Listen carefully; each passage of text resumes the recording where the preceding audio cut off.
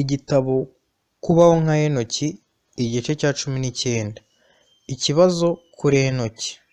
Henoki yagendanye n'Imana imyaka 300 mbere y'uko yimurwa, kandi nk'uko n'uyu munsi biri, isi ntacyo yari imufashije cyatuma imico y'Ubukristo yari afite irushaho gutungana.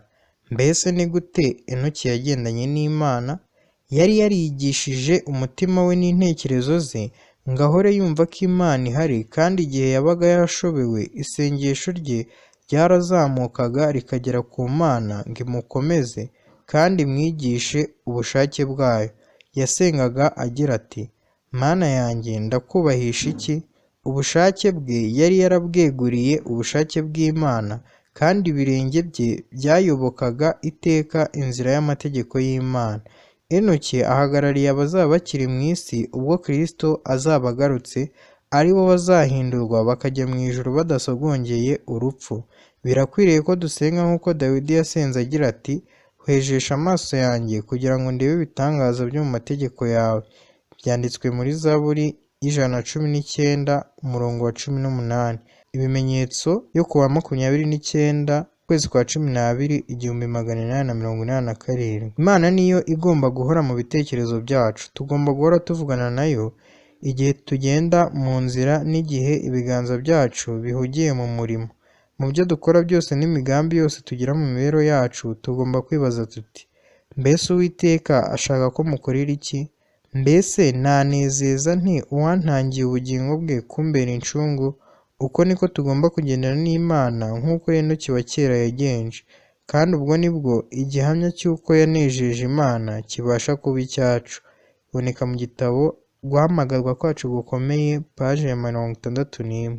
Igihe Yosefu yari agoswe n'abaranyaga ibigirwamana bo muri Egiputa, mu ndiri y'icyaha no gutuka Imana n'indiri y'imbaraga z'ikibi, yarindaga ubudahemuka bwe. Igihe yageragezwaga ngo ahindukire ave mu nzira y'ukuri, igisubizo cye cyabaga iki ngo: "Nabasha ne gukora icyo cyaha gikomeye gityo ngacumura ku Mana?" Itangiriro igice cya 39 umurongo wa 9. Henoki, Daniyeli na Yosefu bishingikirizaga ku bubasha bw'imbaraga itagira akagero. Iyo niyo nzira y'amahoro Abakristo bakwiriye kunyuramo mu bihe tugezemo. Guhamagarwa kwacu gukomeye, paje 278. Umurimo w'umuntu wese uzerekanwa. Urya munsi niwo uzawerekana, kuko uzahishuzwa umuriro, akaba ari wo kandi uzagerageza umurimo w'umuntu wese.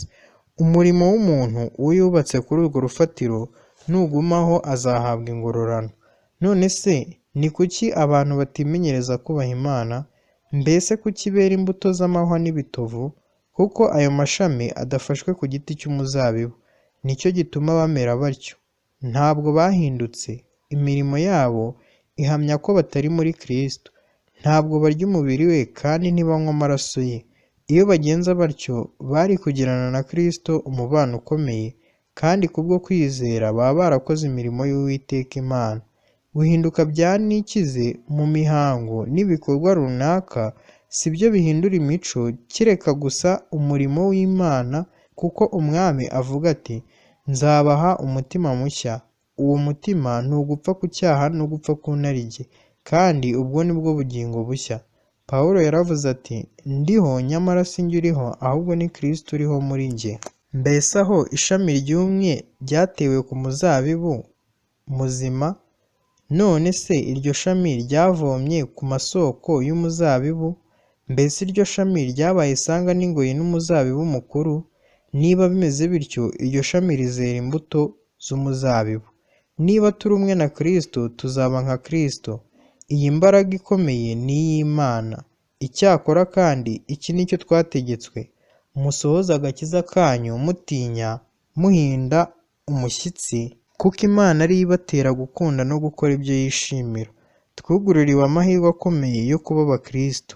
Umuntu wese wizigira Kristo buri munsi azamwerekana mu mwuka, mu magambo no mu bikorwa.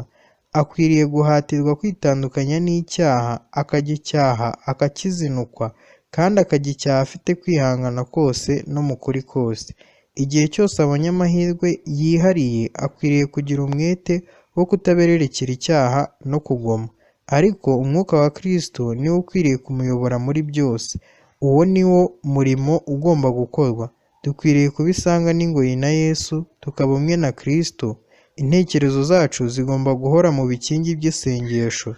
Buri mwanya tugahanga Yesu amaso, kandi buri ntambwe dutera tukibaza tuti, mbese aha iyi nzira ni iy'Uwiteka?